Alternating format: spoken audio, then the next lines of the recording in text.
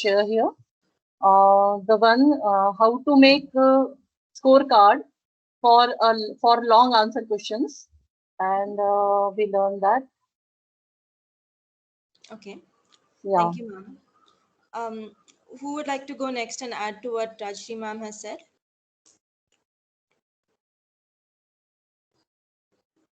This is Hariram Joshi.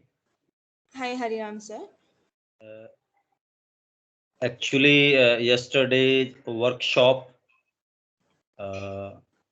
whatever takeaways I had, the main thing before making a scorecard is to know about the testing object and learning outcomes, on the basis of which we can easily create a scorecard.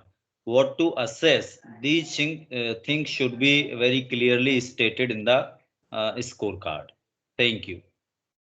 Thank you, sir. Who would like to speak next?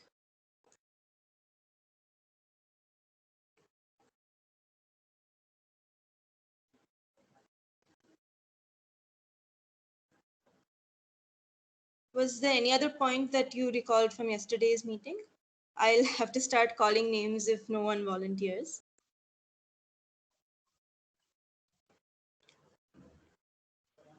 Madam, if nobody is speaking, then I would like to speak. Sure. What Hariram Joshi sir has said about learning outcomes and testing objectives should be clear to us. It should be very well defined. Otherwise, we will face difficulties designing our scorecard.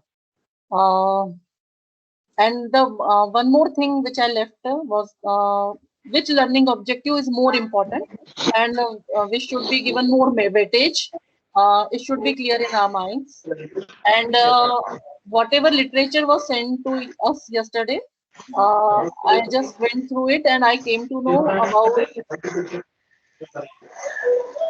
we can use this tool for performance, to check performance also. What is the learning performance of the student, and we can, yeah, he can know the weakness and strengths also. And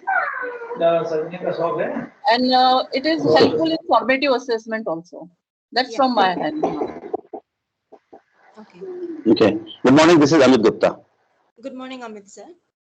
Actually, in other words, we can say that we learned how to synchronize the learning outcome and our scorecard properly. Means what we want to assess, it should be replicate, or it should be reflect in our scorecard as well. And our scorecard should be designed in a way that whatever we wanted to achieve, it should be reflect in our scorecard. And the weightage of the marks or scoring scheme must be there depending on our learning outcome. So that is the outcome that personally I feel that we got. Thank you. Thank you, sir. Were there any other points from yesterday that anyone wants to talk about? Hello. It's Pankaj Mishra. Should I speak? Hi, good morning, sir. Yes, go ahead. Actually, learning outcomes and testing objectives, they give motive to the question papers or questions we ask. Without knowing the motive, we just frame or ask questions in papers just for the sake of asking, without knowing what would be the outcome of our this action. So learning outcome and testing objectives are two necessary elements of every question, and if they are to be taken care of beforehand, then it would be good to frame a question in right context with references. Thank you. So you can say that the learning objective and the testing outcome are something that's necessary before you can create your question and your scorecard, correct? Oh, definitely. Otherwise, we can wayward ourselves. Right. We can go wayward. There was one more point about making the testing objective clear to the student, right, on what they'll be tested. Would someone like to recap what we spoke about that yesterday?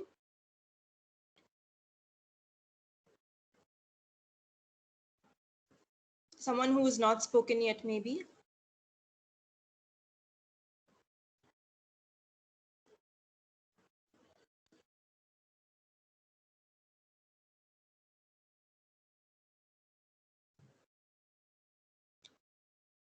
Garima ma'am, would you like to say something?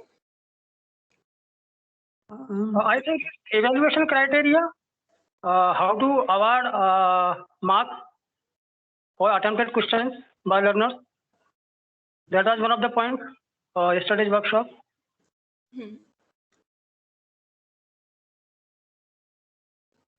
Yes, Garima ma'am, please go ahead.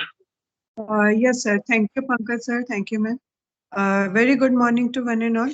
Yeah, one thing which I think from my side, if I would want to add is that skills should also be mentioned very clearly what exactly we want, which skill which we want to test. That should also be mentioned. And while making the scorecard, it should also be mentioned that what about the learning outcomes, it should be stated clearly to the students as well that what exactly we want, so that they can write those things clearly in their answers.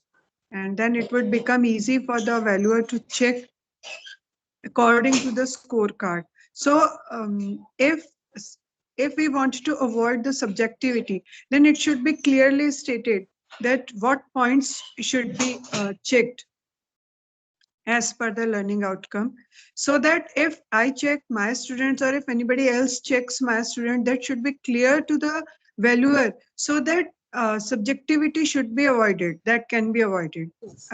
From my side. Thank you. Thank you, ma'am. That was an important point, that it should be clear to even a third person who doesn't have the context of what you've created the question in mind with. Exactly. Can you give me an example maybe that we discussed yesterday? So if you're designing a rubric and one of your points is that the student has used appropriate vocabulary in their answer for an analytical question, can you give me an example of what would be a good rubric to include for that? Yeah, as far as I remember, yesterday we have discussed the very first question that you expressed. In that, it was clearly stated out of which 5 points, any 3 points, if they are written by the student. So the student should be given 3 mark. Otherwise, if he has written any 2, he should be given 2 mark.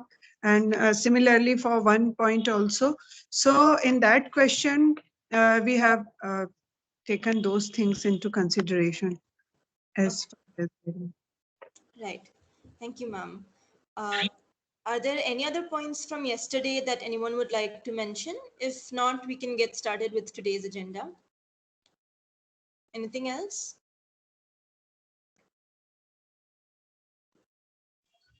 Madam, are we going to discuss again the same things for designing rubric? Because No. when I designed my rubric yesterday, I had some problems. Okay. So yeah, I wanted to. Ma'am, you can So mention. are we? We can. So today's topic will be slightly different. It'll be the next step in the process of creation of an assessment. But if you had any problems, we can discuss it and maybe bounce off ideas off of our teammates here and see if we can resolve any doubts or problems that you had. So please, ma'am, go ahead. We can. Okay, try ma'am. and- When I was designing my rubric yesterday, I think I left out some one or two important learning outcomes. Though I wanted to include them, but I couldn't because I wasn't able to adjust the marks, how to distribute marks there. Suppose what I left was keywords. I wanted to use in learning outcomes the use of keywords. What kind of keywords? And I had given keywords also there, 5 to 6 keywords, but I couldn't adjust them. So what I want to know is which learning outcomes should we use for essay writing, which are more important? Yeah. which learning outcomes should be there in our rubric, which are more important. Right. So would anyone like to respond first with your thoughts on this?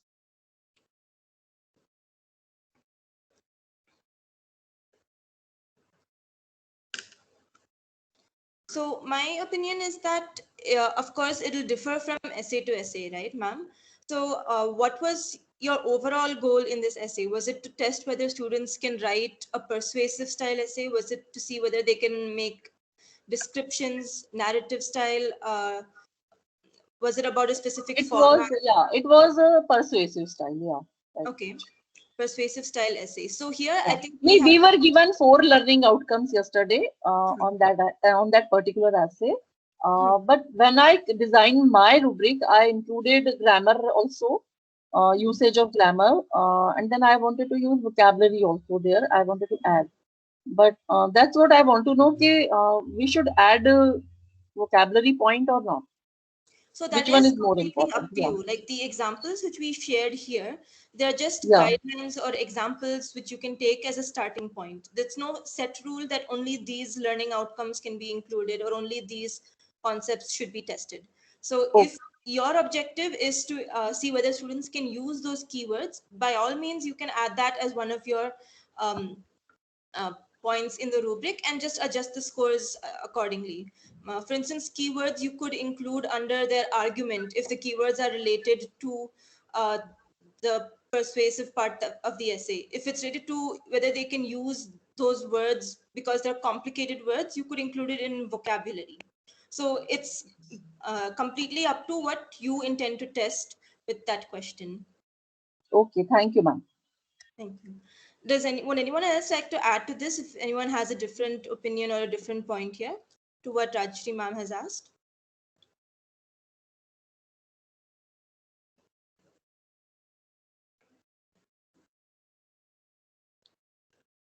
Ma'am, I have one issue.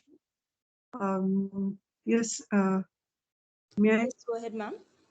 So, ma'am, I just wanted to know if what our motive is to check, shouldn't it be clearly mentioned in the question so that students can also understand what the teacher exactly wants them to do? Yes. For example, if any kind of essay you want to check the spelling or you want to check the grammar, or whether your purpose is to make your students think logically or make your students analytical. So how students will come to know on what basis they are going to be judged? I mean to say, if a student is going to answer any question, how he should keep the things in the mind that what exactly I have to do. That I have this mind. Thank you, ma'am. For valuers who are checking, okay, we are giving the scoring card, we are giving everything. So scorer, the valuer can know very easily that, okay, I have to check in this way, question is made in this way. And these are the parameters on which I have to check. But how students will know what exactly they have to do? Because if they are going through the exam, so during the exam, how they will understand that what they have to do, in which way they have to write? Right. Would anyone like to try and answer Garima ma'am's question? Any thoughts that anyone has so far based on what we've discussed yesterday?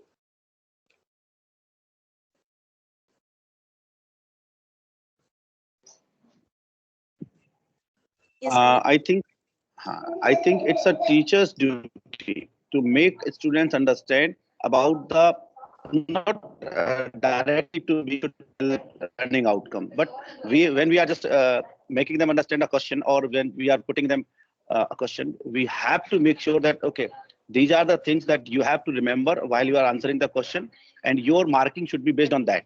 That is our duty. We have to make them understand. Okay, these are the particular things that you have to mention, and these are the particular things that you have to avoid when you are just giving answers. Not directly. We need not to mention the outcome of the technicalities or terminology to mention them, but indirectly we have to tell them that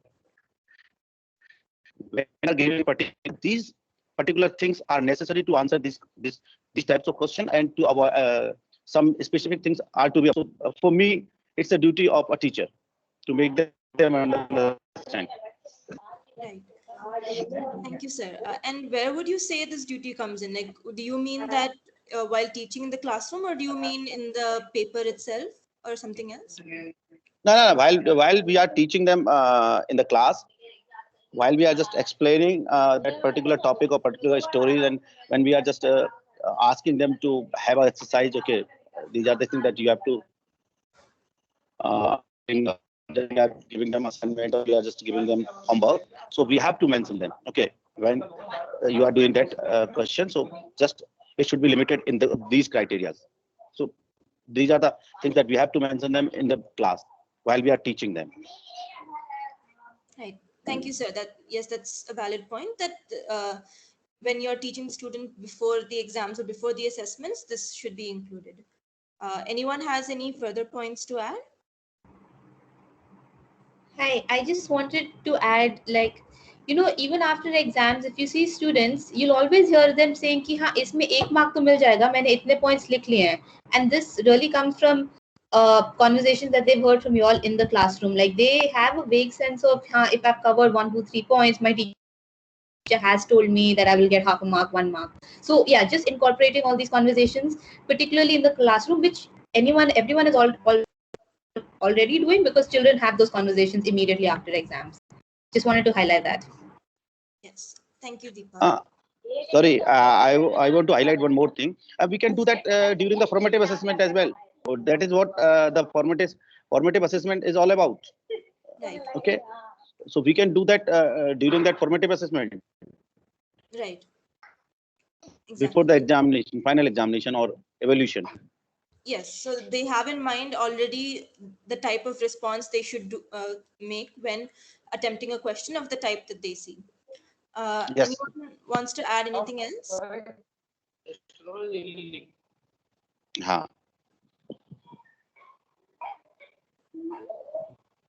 I think there was one more relevant point to this that we discussed yesterday, if anyone wants to add. So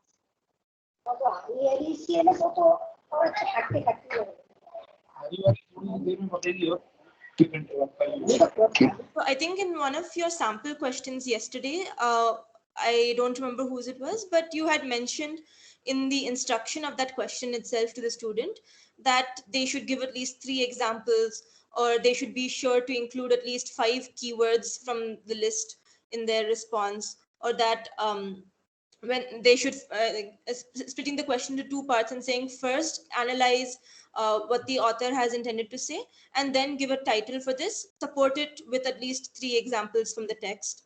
So that's another way that you can make sure that what your learning objective is aligning with what the student sees when they see the paper, by listing out very clearly in the question itself that these are all the expectations from the student. So of course, like Amit sir said, you can't go into the detail and the technicalities of the learning objectives, but you very well can say give at least 3 examples, or give at least 5 supporting statements and so on. Ma'am, does that answer your question? Garima ma'am? Yes, ma'am. I got the answer from the statement that you gave me now, because when the previous answer was given to me, I was really confused that how we can see the person who is teaching the whole year long is the other person, and the person who is making the question paper is the other person. So what is the perception of the question paper setter that how a teacher can understand? Either the pattern has been set that in this pattern question paper will be asked, so we can teach our students. But the thing that you mentioned here, it really gave me the answer that, okay, it should be mentioned clearly in the question paper. Thank you so much, ma'am. Thank you, ma'am. Okay, then. So if does anyone have any more points or questions about what was discussed yesterday? If not, we can go ahead to today's agenda.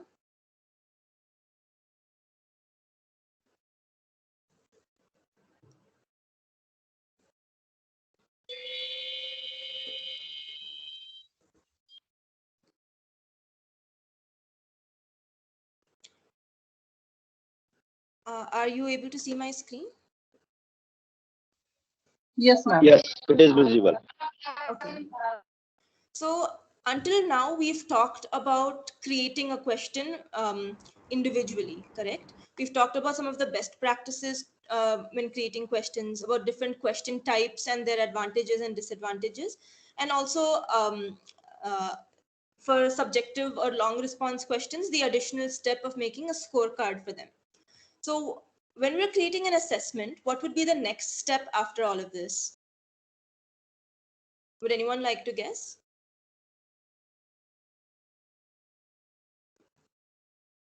So after you've created the questions, what would be the next thing that you have to do before you can put the entire paper together?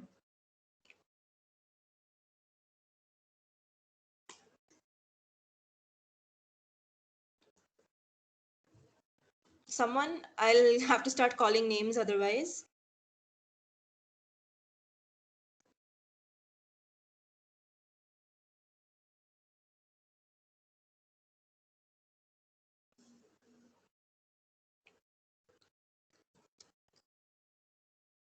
Okay, if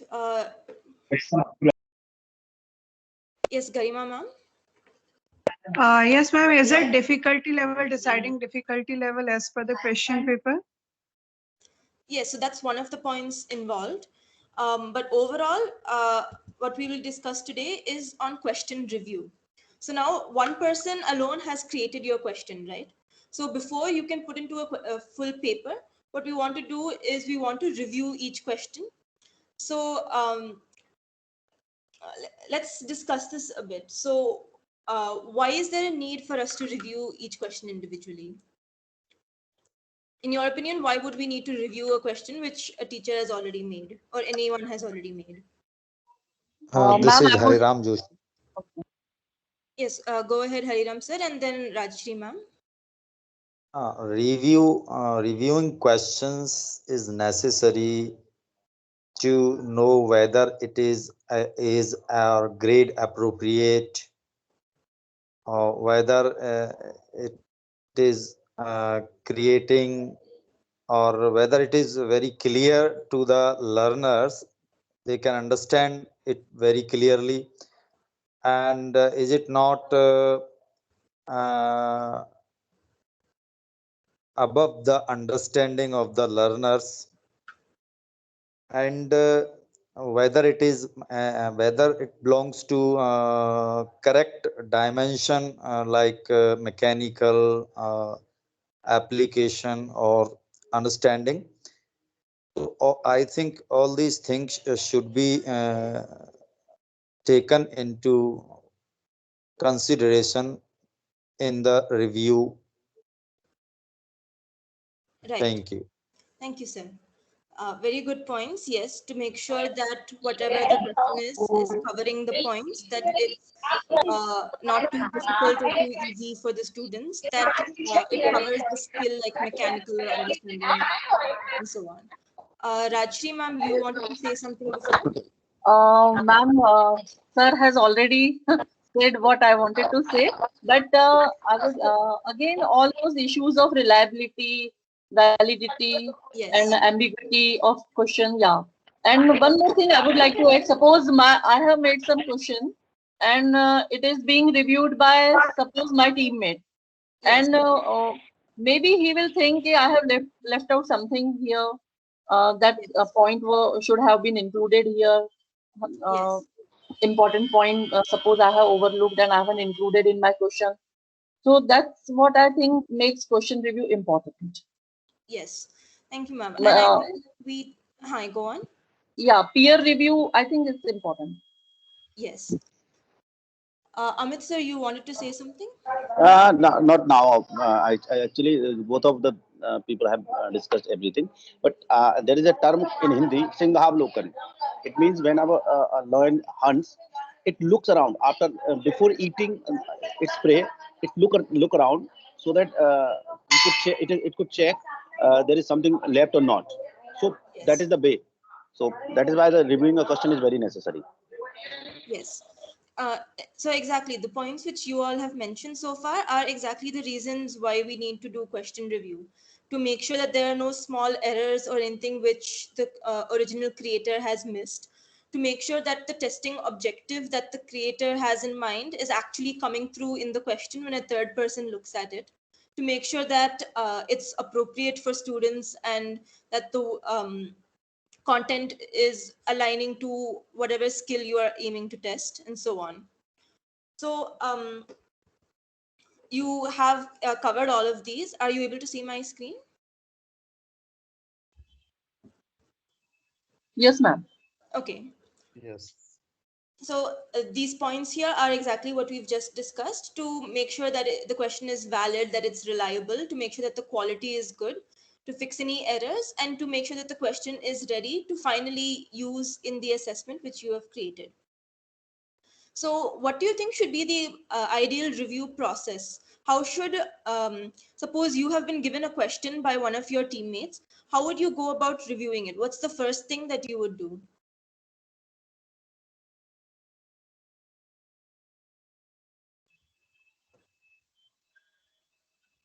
Madam, we would like to check for grade appropriate, whether it is grade appropriate or not, Okay, valid or not. grade appropriate. How would you check that? That's the very confusing thing. I think there should be parameters or the understanding level should be decided for that. Yeah. Okay. So yes, one thing is definitely checking the grade appropriateness. But even before that, when you see the question, what would you do? What would your first task be when you receive any question?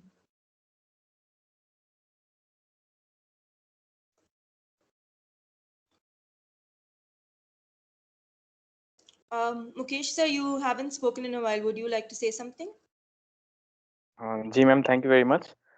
मुझे लगता है कि जब भी अब review करने जा रहे हैं हम किसी पेपर को, तो उससे पहले हमारे पास कुछ उससे रिलेटेड स्टफ लाइक ब्लूप्रिंट और करिकुलम जो है वो चीज़ें होनी चाहिए, तो so that we can match with that. और फिर उसके बाद शायद उसमें इन डेप्थ उसको देखा जाए कि कौन कौन से क्वेश्चन हैं जो अपन ने पुटअप किए हैं और जो लर्निंग आउटकम्स वगैरह हैं, टेस्टिंग ऑब्जेक्टिव्स हैं, are they fulfilled or not? Yes. Thank you. Thank you, sir. So yes,